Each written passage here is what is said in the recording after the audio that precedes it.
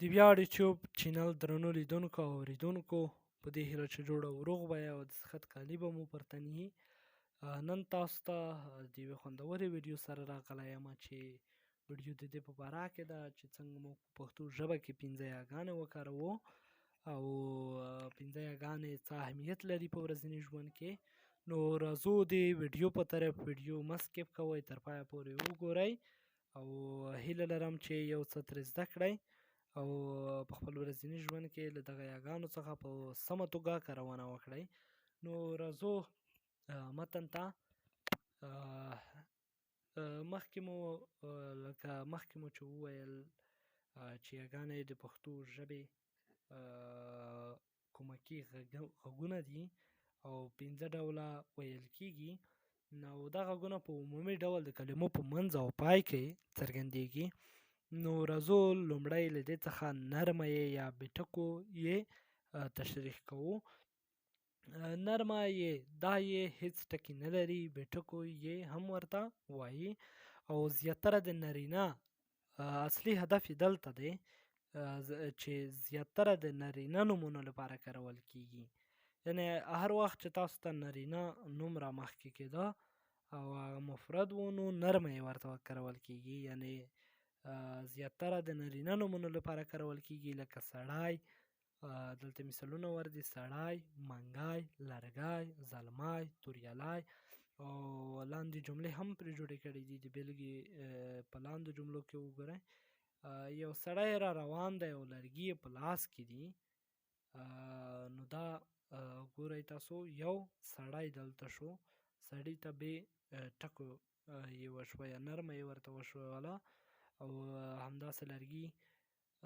بل منګی یې له سره ولوېد. منګی تاسو کتلی شئ مفرد دی او منګی د نارینه نوم دی او زلمی او توریالی هم همداسې. دلته جمله پرې جوړه ده: زلمی او توریالی نن سهار لاړل. دویمه څرګنده یې تشریح کوو. څرګنده یې د دې یې لاندې دوه ټکي څنګ په څنګ ایښودل کیږي او زیاتره د جمع یعنی معایره او د نسبتي نومونو په پای کې راځي، لکه سړي، منګي او لرګي، دوبي، مچي، پردي، خپلوي او داسې نور. بلکې په لاندې جملو کې وګورئ: سلیم او وزیر کاکا ډېر ښه سړي دي او همداسې کله کله پردي هم په کار راځي او خپلوي او دوستي پالل غواړي. مچي ته مې بوټونه د ګنډلو لپاره ورکړل او دوبي ته مې کالي راوړل.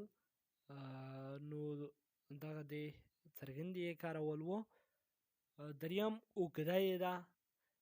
هغه یې ته وایي چې لاندې ترې دوه ټکي یا سر په سر یې لاندې باندې راغلي وي او دا یې زیاتره د مؤنثو نومونو په پای کې راځي، یعنی د ښځینه نومونو په پای کې راځي، لکه ادې، شیدې، ناوې، مستې او بلګې په لاندې جملو کې وګورئ: ادې شیدې تومنې کوي او کاکا ناوې مستې جوړوي او بله زرغونه ادې ته غږ کړ.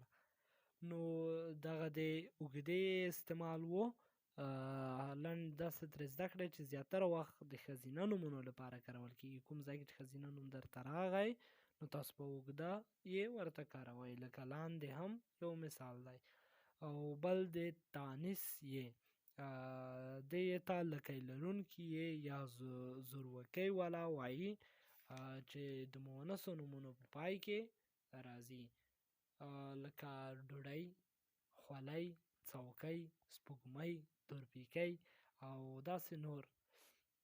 بلګې په لاندې جملو کې وګورئ: ګلالۍ پر څوکۍ ناسته ده، تورپیکی د احمد خولۍ پرېمینځي او هوسۍ ډوډۍ خوري. او بل مخاطبه یې ده، پنځمه یې ده، اخري یې ده. مخاطبه یې دې ته فعلي یې وایي او په جمع امریه فعلونو کې راځي، لکه خورئ، ځئ، کښېنئ، پاڅېږئ، ودرېږئ او بلګې همدا شان په لاندې جملو کې وګورئ: هلکانو ډوډۍ وخوړئ. داسې که تاسو کتلی شئ یو امر پرې وشو په هلکانو باندې: هلکانو ډوډۍ وخورئ. او ځئ لاړ شئ، کښینئ او درس ولولئ. نو دا د 5 یګانو درس و. هیله لرم چې یو څه ترې زده کړئ.